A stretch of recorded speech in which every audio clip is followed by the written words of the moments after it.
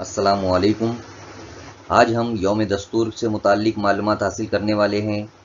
यौम दस्तूर को कॉन्स्टिट्यूशन डे भी कहा जाता है। यौम दस्तूर से मुताल्लिक जानकारी से पहले दस्तूर के मानी व मतलब को समझना ज़रूरी है। यहाँ पर उसका मानी व मतलब दिया गया है। जिस किताब में मुल्क के मामलात से मुताल्लिक कानून लिखे गए हैं, इसे हम दस्तूर कहते हैं। ये दस्तूर की तारीफ़ है। हमारा मुल्क आज़ादी से कब्ल अंग्रेज़ों के कब्ज़े में था। 15 अगस्त 1947 को हमारा मुल्क आज़ाद हुआ। आज़ादी हासिल करने के लिए मुल्क के कई रहनुमाओं ने हिस्सा लिया था। इन रहनुमाओं का कहना ऐसा था कि आज़ादी मिलने के बाद मुल्क का निज़ाम हिंदुस्तानी दस्तूर के मुताबिक चलना चाहिए। हमें अंग्रेज़ों के बनाए कानून या निज़ाम हुकूमत मंजूर नहीं होगा।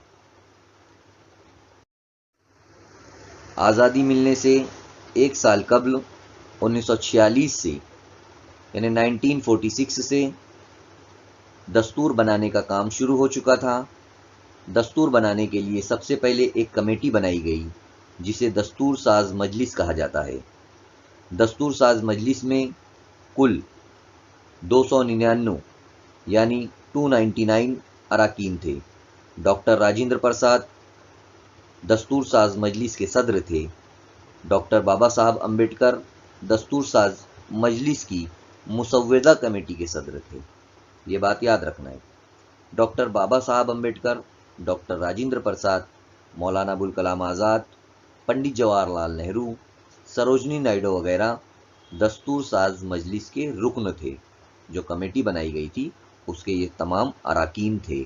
यहाँ पर डॉक्टर बाबा साहब अम्बेडकर, राजेंद्र प्रसाद, मौलाना अबुल कलाम आज़ाद, पंडित जवाहरलाल नेहरू और सरोजनी नायडू सीधे हाथ से उल्टे हाथ की तरफ दाएं से बाएं यहाँ पर तस्वीर दी गई है तमाम ही लोगों की।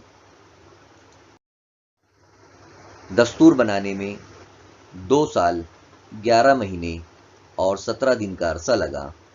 बुनियादी दस्तूर में कुल 22 हिस्से, 395 आर्टिकल जिसे हम दफ़ात कहते हैं और 8 शेड्यूल है। 26 नवंबर 1949 को ये दस्तूर तमाम भारतीयों पर नाफिज हो गया। इसलिए हम 26 नवंबर का दिन यौम दस्तूर के तौर पर मनाते हैं और 26 जनवरी 1950 से इस दस्तूर के मुताबिक हुकूमती उमूर चलाने का आगाज़ हुआ। इसे हम यौम जमहूरिया के तौर पर मनाते हैं। ये बात आप लोगों को याद रखना है, दोनों बातें। डॉक्टर बाबा साहब अम्बेडकर को दस्तूर बनाने के अमल में नुमाया रोल अदा करने की वजह से भारत के दस्तूर का मेमार कहा जाता है। मेमार यानी कि बनाने वाला, तो दस्तूर बनाने वाला इन्हें कहा जाता है। डॉक्टर बाबा साहब अम्बेडकर की 125वीं सालगिरह के मौके पर भारत सरकार के ज़रिए 2015 से इस दिन को मनाया जाने लगा।